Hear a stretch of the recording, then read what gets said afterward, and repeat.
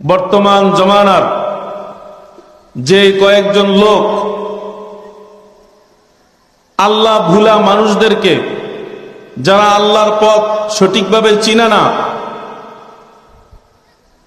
যারা ইসলাম এবং দ্বীনের ব্যাপারে সঠিক জ্ঞান রাখে না, এই পথ হারা লোকদেরকে দ্বীনের পথে আনার জন্য দিন এবং রাত সারাক্ষণ জাহিরিভাবে এবং বাতিনিভাবে মেহনত করে যাচ্ছেন। সেই সুলুক এবং তাসাউফের পথের বাদশাহ, চারো তরিকার খেলাফত প্রাপ্ত কুতুবুল আলম আল্লামা শাহ সুলতান আহমদ নানুপুরী রহমাতুল্লাহি আলাইহির ফটোকপি আমাদের আপনাদের নয়নমণি অত্র জামিয়ার মুহতামিম আল্লামা শাহ আনাস সুলতানি বারাকাল্লাহু ফি হায়াতিহি, আল্লাহ রাব্বুল আলামিন তার হায়াতের মধ্যে বরকত দিয়ে দিন, বলেন আমিন। আজকে এই সমস্ত আল্লাহওয়ালা লোকরা দিন দিন দুনিয়া থেকে বিদায় নিতে নিতে এমন এক পর্যায়ে হয়ে যাইতেছে, এক সময় এমন একটা অবস্থা হবে যে কারো কাছে আমরা যাব, কয়েকটা কথা শুনবো, দিলের অবস্থা বর্ণনা করব, এমন লোকও দুনিয়াতে থাকবে না, এমন একটা সময় চলে আসবে। আপনাদের মধ্যে অনেকে আছেন যারা নানুপুর মাদ্রাসার প্রতিষ্ঠাতা,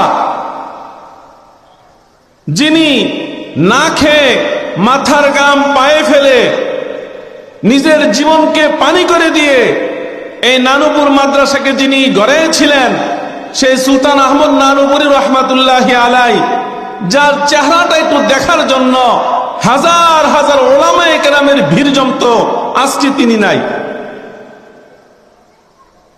তার যত খোলাফায়ে কেরাম আছেন, লালফুলের মুফতি সাইদ আহমদ সাহেব, তিনিও দুনিয়া থেকে বিদায় নিয়ে গেছেন।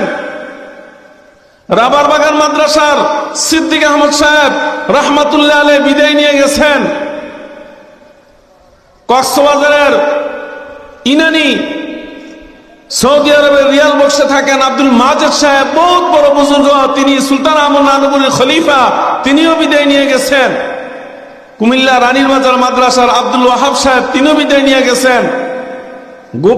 গোপালগঞ্জ ফরিদপুর মাওলানা আব্দুল ওয়াহাব সাহেব ছিলেন, মাওলানা খলিলুর রহমান সুলতান হুজুর ছিলেন, এমন 33 জন লোক ছিলেন। তাদের মধ্যে 2 জন ছাড়া বাকি সবগুলো আল্লাহর মেহমান হয়ে গেছেন। এখন এই নানুপুরী হুজুর রহমাতুল্লাহি আলাইহির পথে কাজ করেনেওয়ালা হাতে গোনা কয়েকজন লোক রয়েছেন। মরহুম রহমাতুল্লাহি আলাইহির চেহারার সাথে মিল আছে, কথার সাথে মিল আছে, লাহানের সাথে মিল আছে, চলার সাথে মিল আছে, কাজকর্মের সাথে মিল আছে। অত্র মাদ্রাসার মুহতামিম আল্লামা শাহ আনাস সুলতানি বারাকাল্লাহু ফি হায়াতিহি, তার কথা শোনার জন্য, তার থেকে বছরে একবার সুহবত নিয়ে চলার জন্য, কিছু পাথর নেওয়ার জন্য আমরা দূর দূরান্ত থেকে আপনাদের এই খিরামের ময়দানে উপস্থিত হয়ে থাকি। আল্লাহ রাব্বুল আলামিন বলেন, ওয়াত্তাবি' সাবিলা মান আনাবা ইলাইয়া, বান্দা বান্দি, ওই ব্যক্তির পথ তোমরা অনুসরণ করো যে ব্যক্তি নাকি আমার দিকে ঝুঁকে গেছে। আমি আল্লাহ রাব্বুল আলামিন যেইভাবে চলার জন্য বলেছি এইভাবেই চলে। আমার প্যারা হাবিব সাল্লাল্লাহু আলাইহি ওয়াসাল্লাম যেই পথে চলেছেন, যেই পথে চলার জন্য উম্মতকে বলেছেন, ওই পথে যে ব্যক্তি চলে তোমরা তার অনুসরণ করো। আরেক জায়গায় আল্লাহ তাআলা বলেন, ইয়া আইয়ুহাল্লাযীনা আমানুত্তাকুল্লাহ ওয়া কুনু মাস সাদিকিন।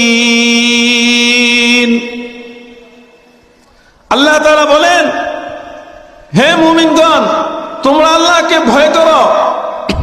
ওয়া কুনু মাস সাদিকিন, সাদিকিন যারা আছে তোমরা তাদের সঙ্গী হও। তাফসীর ইবনে কাসিরের লেখক আল্লামা ফখরুদ্দিন, তাফসীর ইবনে কাসিরের মুসান্নিফ, তিনি বলতেছেন, এবং তাফসীরে কাবিরের মুসান্নিফ আল্লামা ফখরুদ্দিন রাজি রহমাতুল্লাহ আলাইহি, তারা বলতেছেন এখানে সাদিকিন শব্দের অর্থ হলো যার জাহিরি এবং বাতিনি উভয়টা সঠিক হয়ে গেছে, কথাও বলে সত্য, সঠিক পথও চলে সত্য, চালচলনও বাহ্যিকভাবে সত্য এবং প্রকৃতপক্ষে গোপনীয়ভাবে সত্য। বাহ্যিকভাবে সে আল্লাহর এবং আল্লাহর রাসূলের পথে চলে এবং গোপনে আল্লাহ তাআলার সঙ্গে শেষ রাত্রে যখন আল্লাহ রাব্বুল আলামিন এই দুনিয়ার আসমানে এসে আমাদেরকে ডাকেন আর বলেন, হে আমার বান্দা এবং বান্দিরা, তোমরা কার কি প্রয়োজন আছে, আমি আল্লাহ হাজির হয়ে গেছি, কি তোমাদের প্রয়োজন আছে আমার কাছে চাও, আমি তোমাদেরকে দেওয়ার জন্য আমি আল্লাহ রাব্বুল আলামিন তৈয়ার হয়ে আছি। তোমাদের মধ্যে কেউ যদি রোগী থাকো, আমি আল্লাহর কাছে বলো, আমি তোমার রোগ মুক্তি করে দেব। তোমাদের মধ্যে যদি কেউ কোনো রিজিকের অভাবে থাকো, শেষ রাত্রে আমার কাছে বলো, আমি তোমার রিজিকের অভাব অনটন দূর করে দেব। তোমাদের মধ্যে যদি কেউ মুসিবতের মধ্যে মুবতালা থাকো, আমার কাছে বলো, আমি তোমার মুসিবত তোমার দূর করে দেব। ওই শেষ রাত্রে যারা আল্লাহওয়ালা, যারা মানুষকে আল্লাহর পথে আনে, যারা সুলুকের লাইনে চলে, যারা তাসাউফের রাস্তার বাদশা এবং মুকুটবিহীন রাজা, তারা শেষ রাত্রে কখনো ঘুমায় না। আপনি দেখবেন শেষ রাত্রে হযরত আনাস সুলতানি দামাত বারাকাতুহুম শেষ রাত্রে তাহাজ্জুদ নামাজের পরে আল্লাহ তাআলার কাছে কান্নাকাটি করে আর বলতেছে, हर गरी देने के तू तैयार है, हर गरी देने के तू तैयार है, जो न मांगे उससे तू बेजार है। যে আল্লাহ, আপনি তো সর্বদা দেওয়ার জন্য প্রস্তুত হয়ে আছেন। আপনি শেষ রাত্রে মানুষ ঘুমে বিভোর আছে, এই শীতকালে কম্বল গায়ে দিয়ে, লেপ গায়ে দিয়ে, মশারির ভিতরে নাক বেঁকে মানুষ ঘুমায়। আর খালেক যিনি আমাকে বানাইলেন, আপনাকে বানাইলেন, গোটা জাহানকে যিনি বানাইলেন, এই বানানেওয়ালা মাখলুককে ডাক দিয়ে বলতেছে, বান্দা আর বান্দি, তোমার কি প্রয়োজন আছে আমার কাছে বলো, আমি দেওয়ার জন্য তো প্রস্তুত হয়ে আছি। এই আল্লাহর কাছে যদি কেউ চায়, আল্লাহ রাজি হয়ে যায়, আল্লাহ খুশি হয়ে যায়। আর যদি আল্লাহর কাছে কেউ না চায়, তাহলে আল্লাহ বেজার হয়ে যায়। শেষ রাত্রে দেখবেন এই হযরত আনাস সুলতানি নানুবুরি দামাত বারাকাতুহুম, আমরা দেখেছি যতক্ষণ চলেছি, তাহাজ্জুদের পরে হাত উঠে চোখের পানি ফেলায় আর বলে, বাজা বাজা हर आच हस्ती बाजा, गर्व काफिर गबरो बुत पुरुस्ती बाजा। যে আল্লাহ বলেন বাজা বাজা, আরে আমার কাছে ফিরে আসো, ফিরে আসো, ফিরে আসো। গর কাফির গবরু বুত পুরুস্তি বাজা।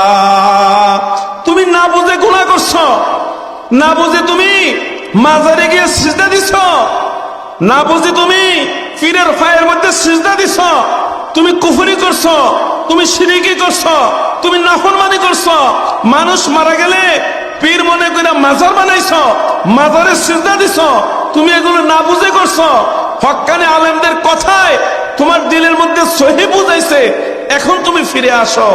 আমি আল্লাহ রাব্বুল আলামিন এমন রব, আমার কাছে চাওয়া মাত্র তোমার গুনাহ ক্ষমা করে দেওয়ার জন্য আমি প্রস্তুত হয়ে আছি।